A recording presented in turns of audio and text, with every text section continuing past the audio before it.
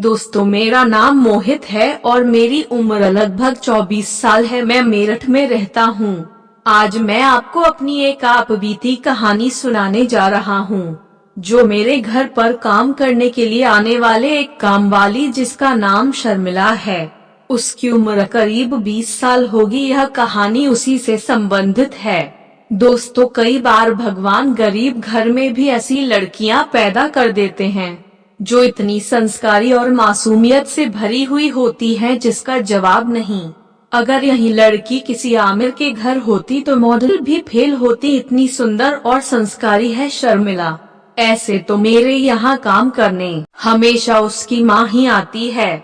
उसके माँ का स्वभाव भी बहुत अच्छा है, वो मुझे भी बहुत मानती है, इज्जत देती है। मैं यहाँ पर अपनी पत्नी के साथ रहता हूँ और पास में ही एक कंपनी में सॉफ्टवेयर इंजीनियर हूँ। अभी कुछ दिन हुए मेरी पत्नी मायके चली गई है, क्योंकि उनके पापा का तबीयत आजकल ठीक नहीं रह रहा है।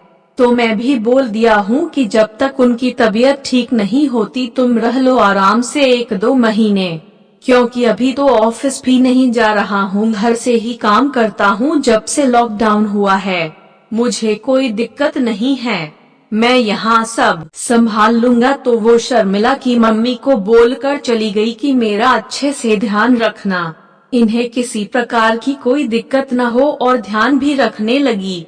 मुझे किसी चीज की कमी नहीं हो, इसके लिए बार बार मेरे से फोन पर पूछते रहती। मुझे भी कोई दिक्कत नहीं थी, क्योंकि शर्मिला की मम्मी रोज सुबह आती और घर के सारे काम करके मेरे लिए खाना बना के रख जाती और मुझे समय पर खा लेने को बोलकर चली जाती। 3-4 दिन ही बीते हैं कि अचानक शर्मिला की मम्मी दौरे दौरे मेरे पास आई और बोली कि साहब, मैं कल से नहीं आऊंगी क्योंकि मुझे गाँव जाना है।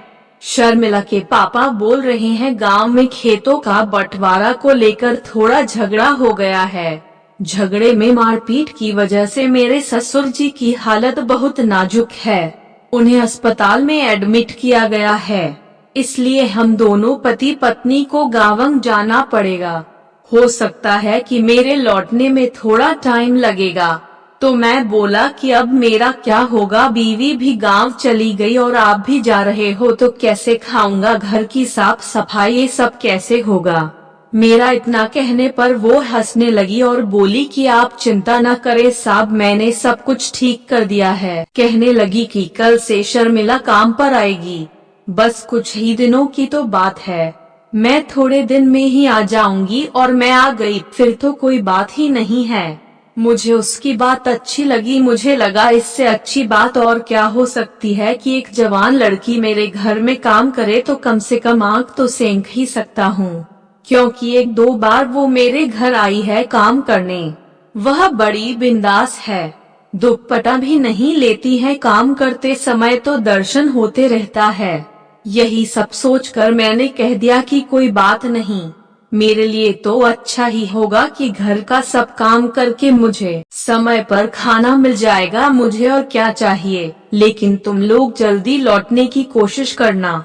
शर्मिला की मम्मी बोली कि हाँ साहब, मैं बहुत जल्दी ही लौट जाने का प्रयास करूंगी, और वो गांव चली गई। दोस्तों, दूसरे दिन जब शर्मिला आई काम करने और अपने हाथ में एक थैले जिसमें कुछ कपड़े जैसे लग रहे थे लेकर आई। वह काम करने के लिए कपड़े चेंज की जो उस थैले में लेकर आई थी।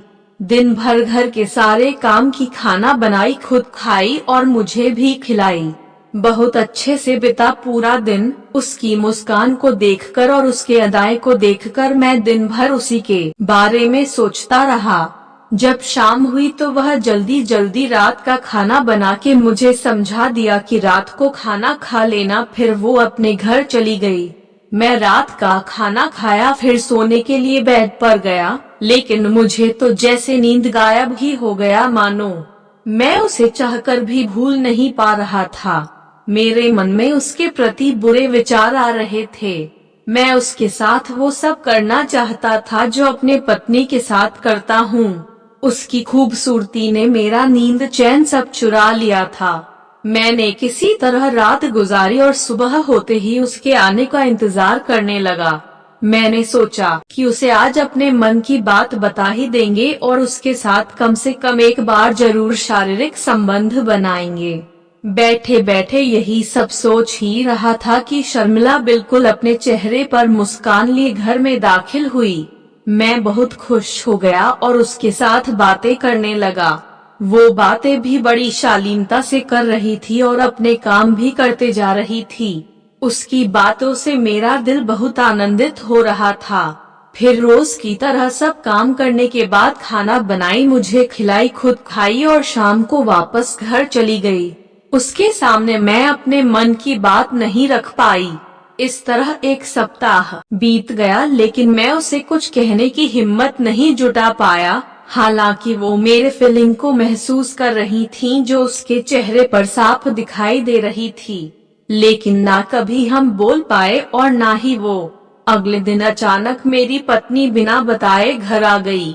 वो तो अच्छा हुआ कि मैं उस समय अपने ऑफिस का काम अपने लैपटॉप पर कर रहा था और शर्मिला किचन में कुछ कर रही थी।